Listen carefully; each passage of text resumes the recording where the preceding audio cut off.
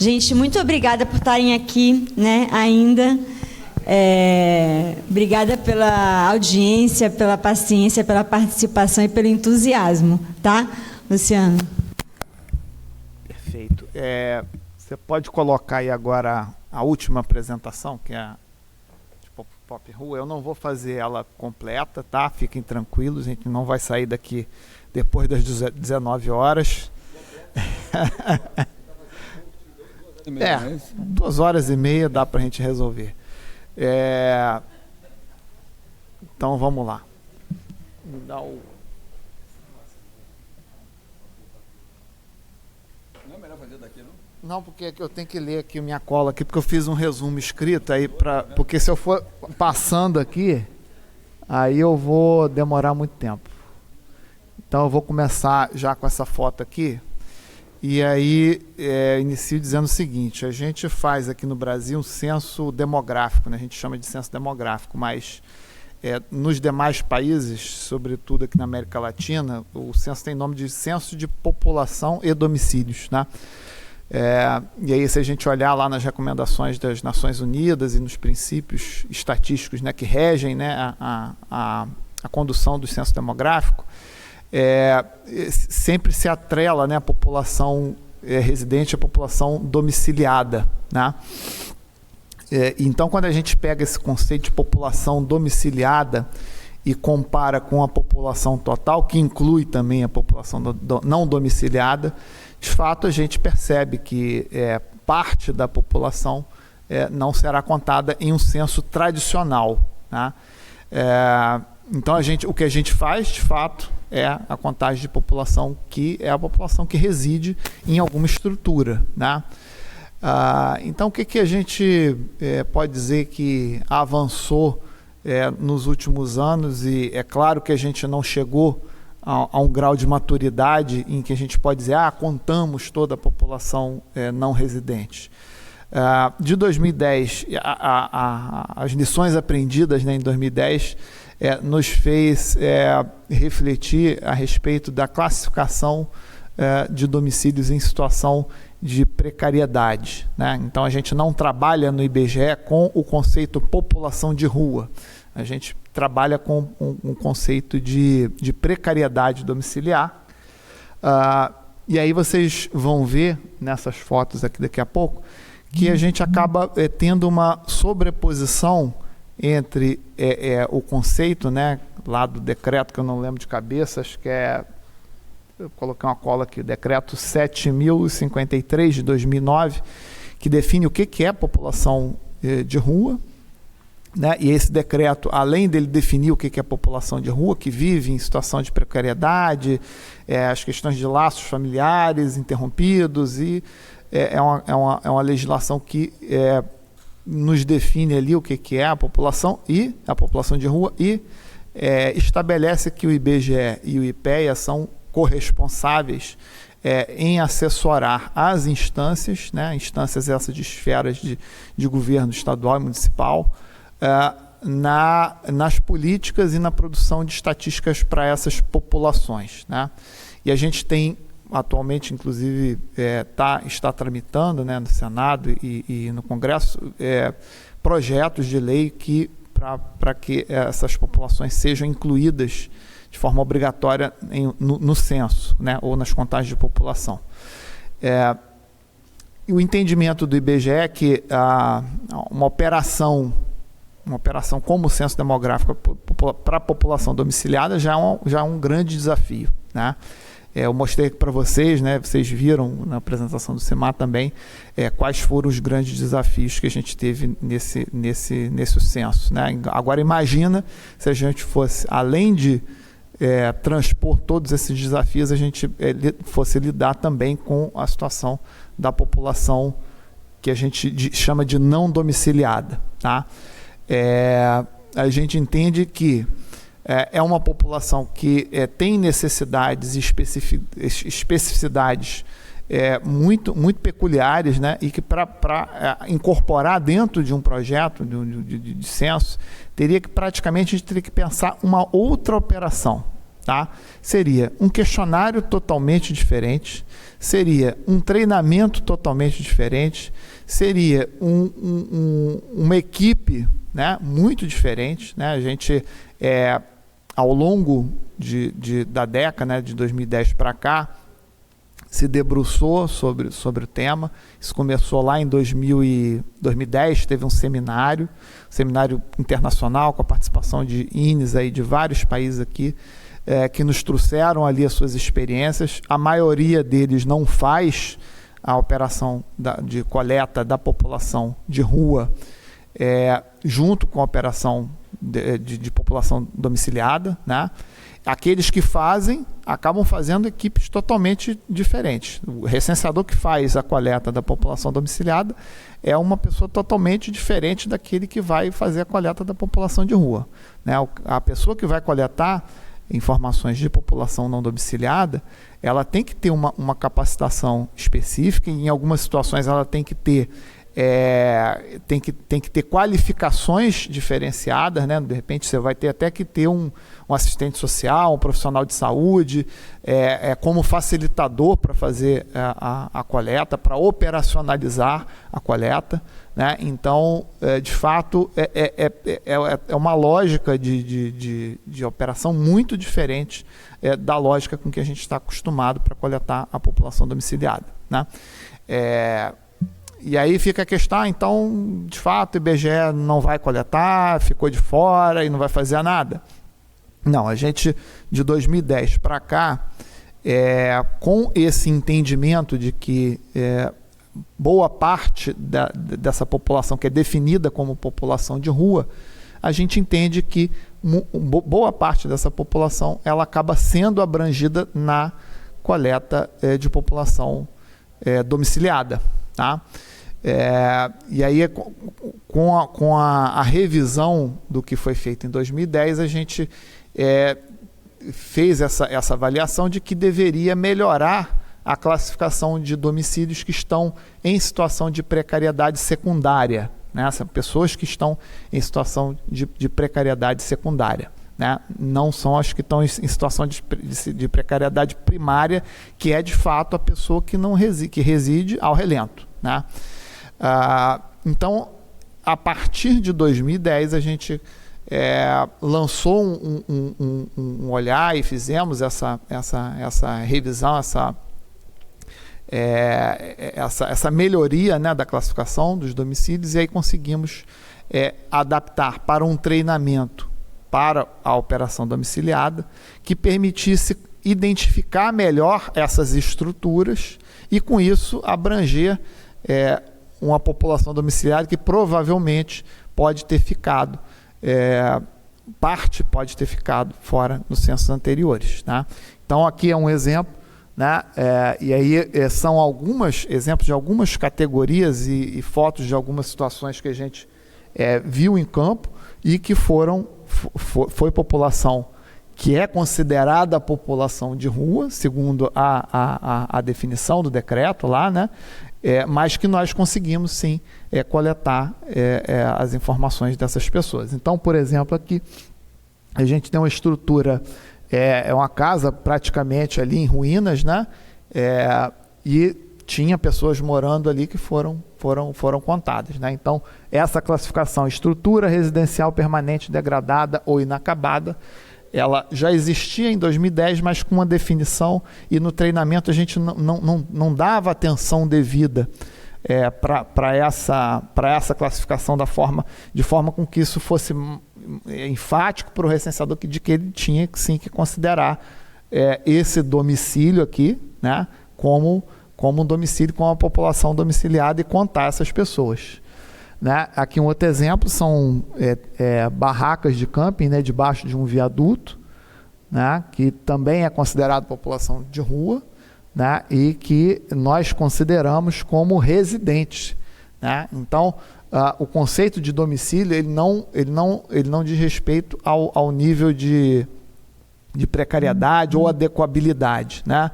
O domicílio é uma estrutura da qual a pessoa pode se isolar do ambiente externo e de outras pessoas, né? Então ela tem privacidade e ela se isola de alguma forma do ambiente externo.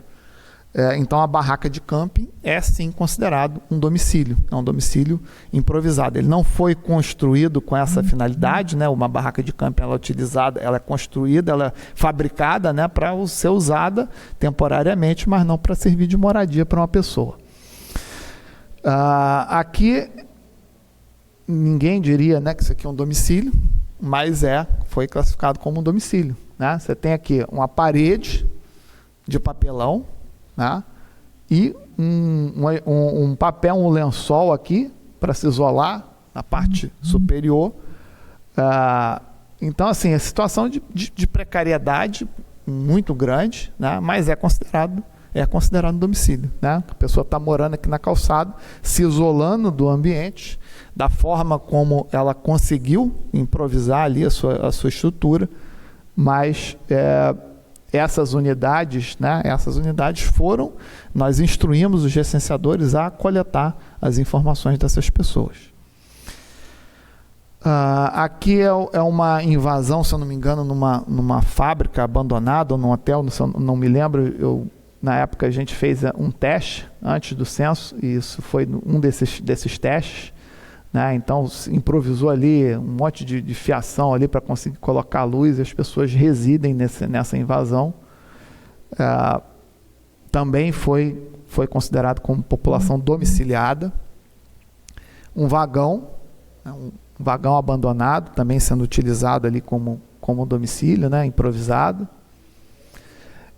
Aqui é uma gruta, fica embaixo do Museu de Arte Contemporânea, lá em Niterói, em Boa Viagem.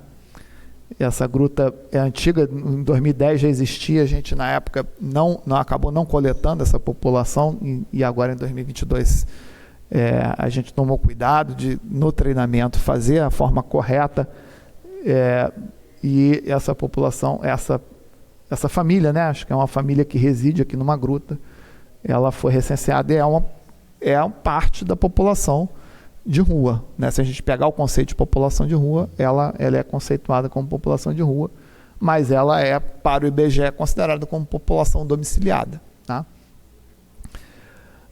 E aí, a outra parte, que eu falei dos domicílios particulares, né? Aquele papelão com o lençol em cima é um domicílio particular. É um domicílio improvisado, em situação de precariedade, né, muito grande, mas é um domicílio particular. E aí tem a população também que vive em abrigos, né? Então o Simasc mostrou aqui a foto dos abrigos lá em Roraima, né, da Operação Acolhida, da Acnur, da OIM. Então também foi uma operação bastante cuidadosa para garantir que a população que passou por esses abrigos ali, né, fosse também recenseada. Então, não vou entrar muito no detalhe, tá? Só para mostrar para vocês o quanto que a gente conseguiu avançar. Não é uma operação que a gente pode dizer o seguinte: olha, tá, a gente coletou o dado dos domicílios, das pessoas que estão nesses domicílios em situação de precariedade muito grande, mas tem a população que está debaixo do viaduto, que está morando na rua, que está morando na praça e que não tem nenhuma estrutura para residir. Essa população não foi contada, né? No censo demográfico tradicional, essa população não foi contada. Então, a ideia é que a gente faça, ao longo da década, um trabalho primeiro de apropriação dos conceitos e começa a fazer testes. A gente deve fazer ainda esse ano um seminário. Já foi feito, acho que recentemente, uma conversa com a Secretaria, a SAGE do MDS, e a ideia é a gente fazer ainda esse ano um seminário mais abrangente, com a participação de algumas prefeituras, né? Tem aqui em Salvador já foi feito, né? Teve uma experiência, né, de censo de população de rua. Na Bahia a gente participou também da operação em Belo Horizonte. Com a Prefeitura de São Paulo também a gente participou dando assessoramento da parte metodológica. Em Brasília também, junto com a Codeplan, a gente participou também de toda a discussão e no planejamento do Censo de População de Rua. Então, assim, tem várias iniciativas isoladas, né, de prefeituras, né? A gente tem notícia, toda hora aparece notícia de prefeituras que estão fazendo censos, né, e pesquisas, né, com a finalidade de coletar informações de população de rua. A gente tem participado, né, a gente tem feito essa discussão. Acho que o grande desafio é definir e padronizar, harmonizar conceitos para que uma prefeitura não colete de uma forma, a outra coleta de outra. Então, o papel do IBGE e do IPEA nessa discussão de estar assessorando, em algum momento convergir para uma metodologia em que se possa fazer a aplicação de uma pesquisa, de um censo abrangente e que possa cobrir toda essa população, né? É uma população, proporcionalmente, a população domiciliada ela é muito pequena, mas com certeza ela impõe desafios, né, grandes, né? Para o IBGE é uma experiência que nunca foi feito, né? O IBGE nunca coletou, né, a informação de população de rua, estritamente da população de rua que não seja domiciliada. A gente fez um teste junto com, se eu não me engano, com o MDS em 2013, né? E esse teste nos trouxe essa gama de pontos, né, que tem que ser observados numa operação. E aí um dos pontos a gente não tem como fazer, por exemplo, uma operação que dure 3 meses, como é o censo demográfico. Quer dizer, isso durou mais, mas era para ter durado 3 meses, né? É uma operação que tem que durar no máximo 3, 4 dias, né? Então, proporcionalmente, né, dependendo da quantidade de população em situação realmente de rua, a gente tem que ter muito mais gente, tem que ter gente qualificada, com treinamento, com um dispositivo diferente, um questionário diferente. Enfim, a gente tem que acumular, né? A gente já tem alguma coisa, né, de 2013 para cá. Depois desse teste, a gente vai acompanhando ali essas experiências em algumas prefeituras, e eu acredito que para o próximo censo, com certeza, a gente vai ter algo muito mais robusto, e não sei se a solução que vai ser adotada, né, por meio dessas discussões, desse estudo que a gente vai estar fazendo, né, com base nesses seminários, em conversa com as representações também, né? Assim como a gente faz para o quilombola, assim como a gente faz para o indígena, a conversa com a sociedade ela é fundamental, né, para o entendimento do fenômeno e para que a gente possa inserir isso no corpo de produtos do IBGE e entregar para a sociedade aquilo que é necessário, que é a realidade a respeito dessa população, tá? Então, próximos passos são realização de seminários e estar participando junto com outros órgãos. Acho que isso vocês, nas apresentações, a gente tem frisado muito isso, né, que o IBGE não consegue fazer uma operação no porte do censo demográfico de população domiciliada sozinho. A população de rua também é a mesma coisa. A gente vai precisar, né, a gente vai precisar da SER, a gente vai precisar do SEAD, a gente vai precisar de representações dessas populações para construir um arcabouço adequado para produzir o retrato dessa população, tá? Então, assim, foi rápido. Acho que a gente poderia ter uma sessão aí de um dia inteiro para debater isso. Os seminários com certeza vão durar muito mais que isso. Mas era para trazer para vocês aqui, dizer assim, o IBGE não contou e não vai contar. Não, a gente não está na estaca zero, tá? A gente reconhece, né, que existe uma lacuna e a gente está trabalhando para que isso seja solucionado, tá?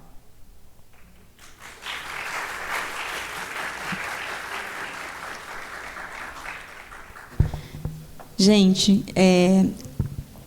a gente está aqui numa casa convidada, né? A gente já visita aqui, e eu preciso, infelizmente, encerrar o nosso evento. Eu imagino que quem ficou aqui até agora tem talvez questões importantes para tratar, o rapaz do Projeto Axé, o representante, já está assim, ó. Você já anotou o e-mail dele? Já, a gente vai fazer um seminário 2 de agosto, espero que vocês possam participar, para apresentar os dados do Censo de Salvador para a população do mundo. Maravilha. Chama que a gente vai. E a gente está muito à disposição aqui no IBGE na Bahia também para intermediar contatos, conversar, fornecer dados, tirar dúvidas, né? Apresentar, pensar em treinamentos, pensar em seminários, tá? Entra lá no site do IBGE, tem lá os nossos números, os canais de atendimento, para eu não falar aqui, mas a gente está muito aberto também, tá bom? Muito obrigada mais uma vez pela presença de vocês. Foi uma alegria e um dia muito produtivo. Dia 28, marcaram na agenda, já 28 de junho, 10 horas da manhã, os primeiros resultados do censo, ainda, né, bem basicões, ainda é um pretinho básico, mas a gente vai botar muitos acessórios, vai vestir muita roupa de gala ainda, para divulgar os detalhes desses resultados ao longo deste ano e do próximo. Obrigada, boa noite, voltem em paz.